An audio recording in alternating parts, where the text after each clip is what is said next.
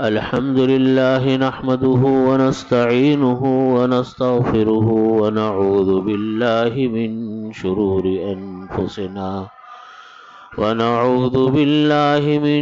شرور أنفسنا ومن سيئات أعمالنا.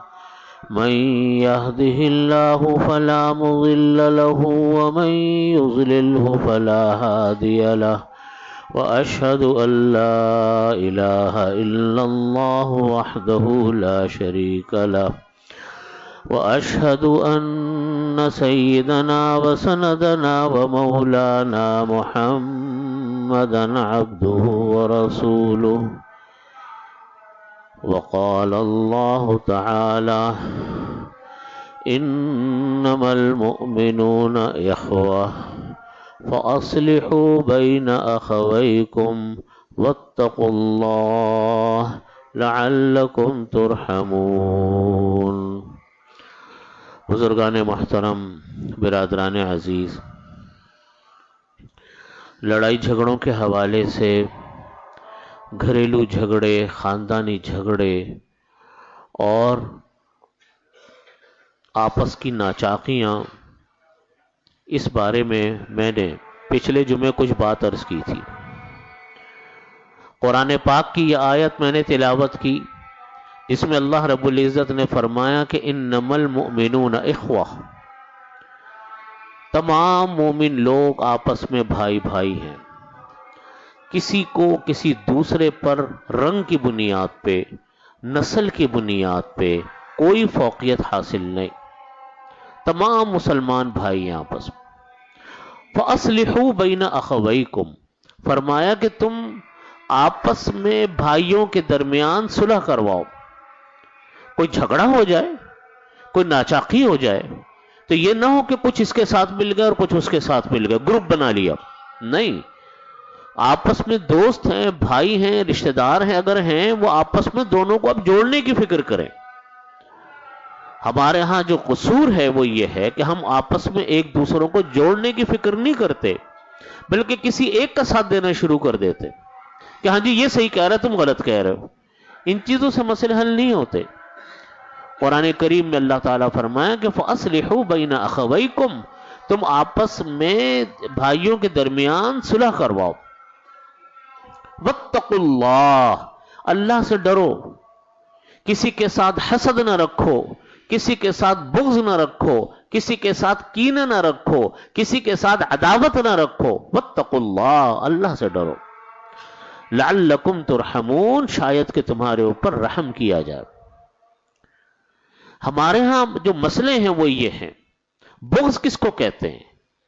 بغض یہ ہے، حسد یہ ہے کہ انسان اس فکر میں لگ جائے کہ دوسرے انسان کو جو ترقی مل رہی ہے، دوسرے انسان کو جو کچھ مل رہا ہے وہ اس کے پاس سے ختم ہو جائے، اس کو نقصان پہنچ جائے، اس کا مال ضائع ہو جائے. اس کو اللہ تعالیٰ فرماتے ہیں کہ یہ ہے خرابی کی جڑ. اگر انسان اس چکر میں لگ گیا کہ دوسرے کے پاس یہ کیوں آیا، میرے پاس کیوں نہیں آیا، دوسرے کے پاس اتنا مال کیسے آ گیا، میرے پاس کیوں نہیں آیا، دوسرے کو اتنی شہرت مل گئی مجھ کو کیوں نہیں ملی، تو یقین مانیے کبھی انسان چین سے نہیں بیٹھ سکتا. کوئی لمحہ انسان کے چین کا نہیں ہوگا. ہر وقت اسی پریشانی میں رہے گا، وہ آگے نکل گیا، وہ ہو گیا، اس کے ساتھ یہ ہو گیا، میرے ساتھ یہ ہو گیا. اپنے اوپر اللہ کی جو نعمتیں ہر وقت کروڑوں کے حساب سے نازل ہو رہی ہیں، وہ ساری نعمتیں انسان ان کا کسی کا شکر ادا نہیں ہوتا. جب ہر وقت دوسروں کو دیکھے گا تو اپنی نعمتوں کا کیا شکر ادا کرے. آدمی اپنے آپ کو دیکھے کہ اللہ نے اپنے آپ کو اچھے حال میں رکھا ہے تو بس اللہ کا شکر ادا کرے. اس لیے قرآن کریم کی آیت کے تمام مومنین بھائی ہیں، آپس میں بھائیوں کے درمیان صلح کرواؤ. واتقوا اللہ، اللہ سے ڈرو. لعلکم ترحمون، شاید کہ تمہارے پر رحم کیا جائے.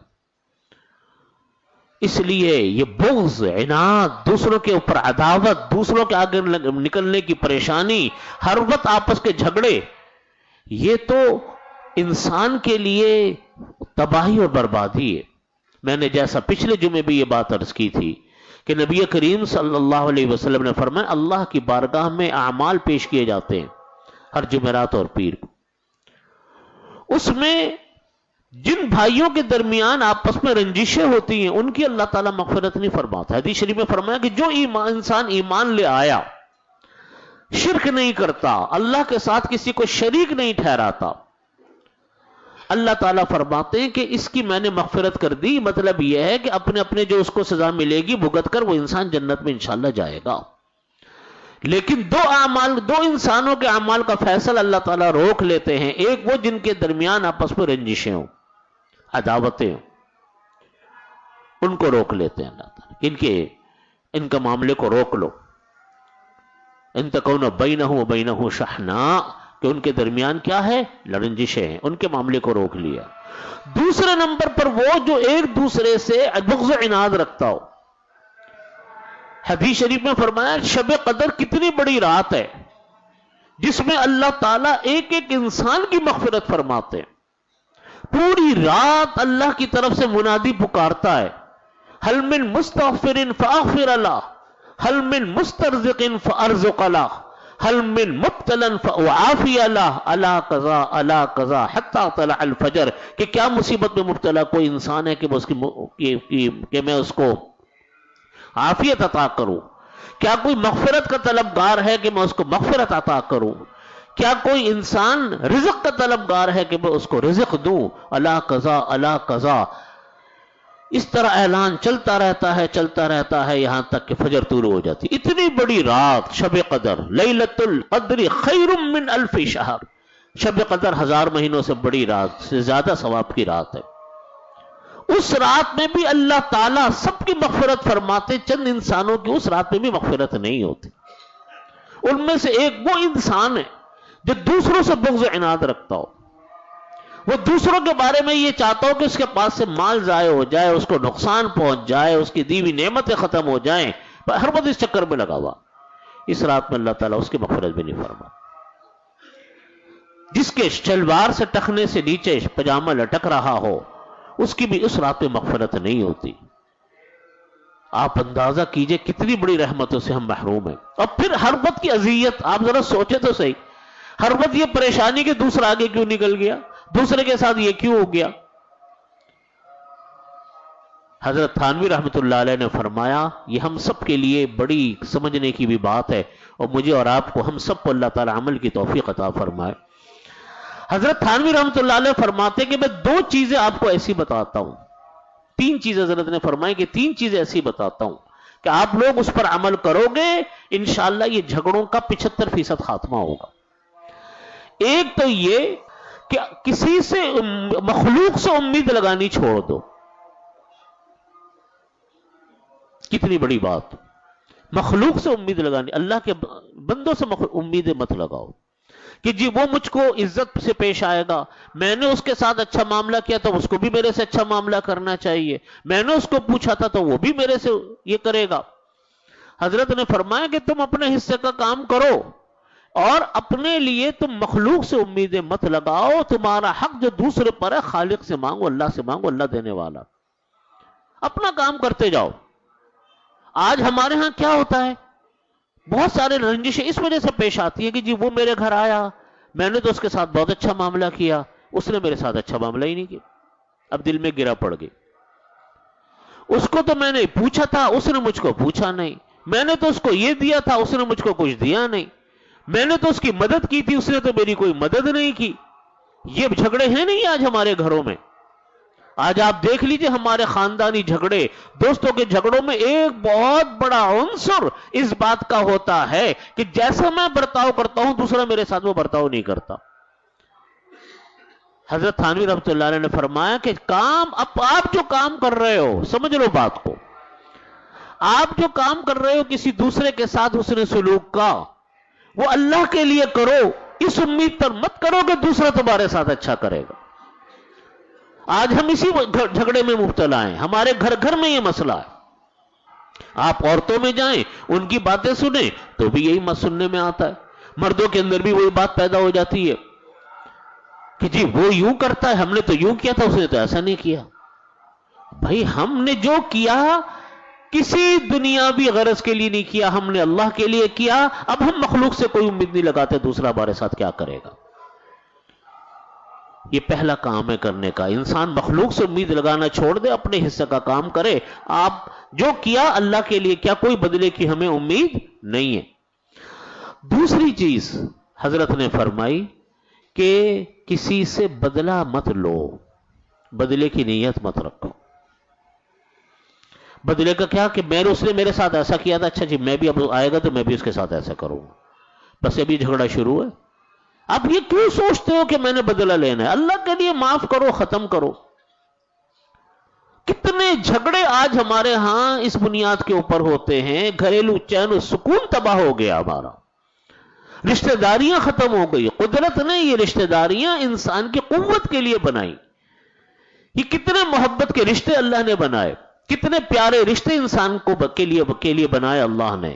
آدمی کو اگر محبت خاندانوں میں ہو، آدمی کو اپنے عزیزوں سے، اپنے رشتہ داروں سے مل کر جو خوشی میسر آتی ہے وہ کسی دوسری چیز سے میسر نہیں آتی. میرے ایک دوست ہیں امریکہ میں رہتے ہیں، میرے سے ہمیشہ یہ کہتے ہیں کہ بھائی جب تم اپنے دوستوں سے ملتے ہو، اپنے عزیزوں سے ملتے ہو، پاک کراچی میں رہتے ہیں، کبھی کسی کے ہاں جانا ہے، کبھی کسی کے آنا ہے، کبھی کوئی آ رہا ہے، کبھی کوئی جا رہا ہے، تو وہ میرے سے کہتے تھے کہ یہ ٹونک ہے، ٹونک. کہہ رہے ہم محروم ہیں دوسرے ملک میں رہتے ہوئے اس ٹونک سے.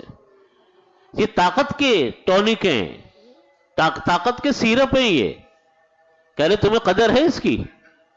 کہہ رہے ہم سے پوچھو، ہم باہر رہتے ہیں، ہمیں قدر ہے اس کی. کبھی کوئی رشتہ دار بھولا بھٹکا کر ہمارے ملک میں آ گیا، ہمیں کتنی خوشی میسر ہوتی ہے ہم جانتے ہیں. اللہ نے اتنے پیارے رشتے بنائے. ہر ایک رشتے کی ایک محبت ہے، ہر ایک رشتے کا ایک تعلق ہے، اس سے خوشی ہے.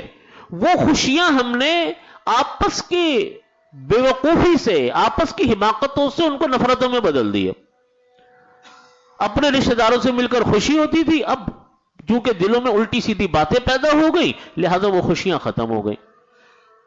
آپ مل کر تو دیکھیں، ان باتوں پر عمل تو کر کے دیکھیں اللہ تعالیٰ زندگی کتنی خوبصورت بناتے ہیں. تو ہم بدلہ لینے کی امید ختم کریں کہ جی اس نے ایسا کیا تو میں بدلہ لوں گا. نہیں، آپ اس کے ساتھ اسی طرح کرتے رہیں جس طریقے سے آپ پہلے کرتے تھے. انشاءاللہ پھر جھگڑے پیدا نہیں ہوتے.